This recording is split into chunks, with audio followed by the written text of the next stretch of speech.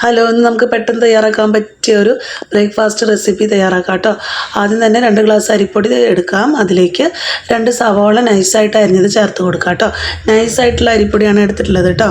പച്ചരിപ്പൊടിയാണ് എടുത്തിട്ടുള്ളത്. വറുത്തതോ വറുക്കാത്തതോ ഒക്കെ നമുക്ക് എടുക്കാം കേട്ടോ. പിന്നെ അതിലേക്ക് 2 പച്ചമുളക്, നല്ല എരിവുള്ള പച്ചമുളക് ചേർത്ത് കൊടുക്കണേ.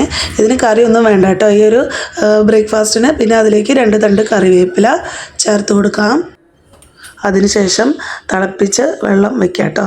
നമ്മളൊരു സോസ് പാനിൽ വെള്ളം നന്നായിട്ട് തിളപ്പിച്ച് അവിടെ വയ്ക്കുക. എന്നിട്ട് അത് കുറേശ്ശെ ഒഴിച്ച് കൊടുക്കുക കേട്ടോ. വെള്ളത്തിൽ ഉപ്പ് വേണമെങ്കിൽ നിങ്ങൾക്ക് ചേർത്ത് കൊടുക്കാവുന്നതാണ്. അത് കുറേശ്ശെ എടുത്ത് പൊടിയിലേക്ക് മിക്സ് ചെയ്തെടുക്കുക കേട്ടോ. നമ്മൾ ആദ്യം തന്നെ ഒരു സ്പൂൺ കൊണ്ട് മിക്സ് ചെയ്തെടുക്കുക കേട്ടോ. ഇതേ സെയിം റെസിപ്പീനെ നമുക്ക് ഗോതമ്പ് പൊടിയിലും ചെയ്യാം, മൈദപ്പൊടിയിലും ചെയ്യാം. നല്ല ടേസ്റ്റാണേ. ഇതുപോലെ നമ്മൾ കുറേശ്ശെ വെള്ളം ഒഴിച്ച് സ്പൂൺ കൊണ്ട് ആദ്യം നന്നായിട്ട് മിക്സ് ചെയ്തെടുക്കുക. അതിനുശേഷം കൈ കൊണ്ട് നന്നായിട്ട് കുഴച്ചെടുക്കണേ. ആവശ്യത്തിന് ഉപ്പൊക്കെ ചേർക്കണം കേട്ടോ. അത് ഉപ്പ് ചേർത്തിട്ടില്ല. അത് ആദ്യം തന്നെ ഒരു ഉപ്പ് ചേർക്കുന്നതിന് മുമ്പേ നമ്മളൊരു 1.5 ടീസ്പൂൺ നെയ്യ് അല്ലെങ്കിൽ വെളിച്ചെണ്ണ ചേർത്ത് കൊടുക്കുക. നെയ്യിട്ട് ചേർത്ത് കൊടുക്കുകയാണ് നല്ലത്.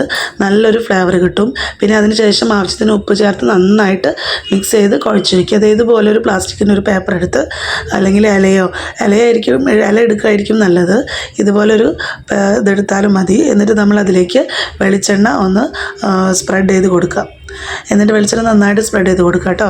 എന്നിട്ട് നമ്മൾ ഇതുപോലെ ഉരുളയാക്കി ഉരുട്ടി അതിലേക്ക് വെച്ച് കൊടുത്ത് ഒരു പ്ലേറ്റ് അടിയിൽ വെച്ചോളൂ. എന്നിട്ട് അതിൻ്റെ മേലെ പേപ്പർ വയ്ക്കുകയാണ് നല്ലത് കേട്ടോ.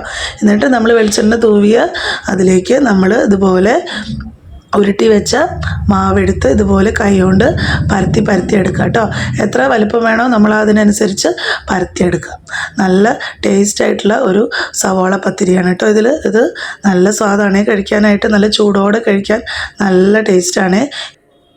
നമ്മൾ ഇതുപോലെ പരത്തിയെടുക്കാം കേട്ടോ. നിങ്ങൾക്ക് എത്ര വലിപ്പം വേണോ അതിനനുസരിച്ച് പരത്തിയെടുക്കാം കേട്ടോ. നമ്മൾ ദോശത്തവയോ പത്തിരിത്തവയോ നമ്മൾ അപ്പോഴേക്കും ചൂടാക്കാൻ വെക്കണം കേട്ടോ. എന്നിട്ട് നമുക്ക് ആ പരത്തി വെച്ച പത്തിരി ദോശക്കല്ലിൽ ഇട്ട് കൊടുക്കാം. പിന്നെ അതിലേക്ക് വെളിച്ചെണ്ണയോ അല്ലെങ്കിൽ നെയ്യോ ഒന്ന് തൂവി കൊടുക്കാം കേട്ടോ. നല്ല ടേസ്റ്റായിരിക്കും. നല്ല മൊരിച്ചെടുക്കണതാണ്. നല്ല ടേസ്റ്റാണ്. അപ്പോൾ എല്ലാവരും ഇതുപോലെ തയ്യാറാക്കി നോക്കാം കേട്ടോ. അങ്ങനെ ഒരു സൈഡ് ആയിട്ടുണ്ട്. നമുക്ക് മറിച്ചിട്ട് കൊടുക്കാം. നല്ല മൊരിച്ച് ചുട്ടെടുക്കുകയാണ് നല്ലത് കേട്ടോ. അതാണ് പറഞ്ഞത്, ഇതിനൊരു കറിയുടെ ഒന്നും ആവശ്യമില്ല.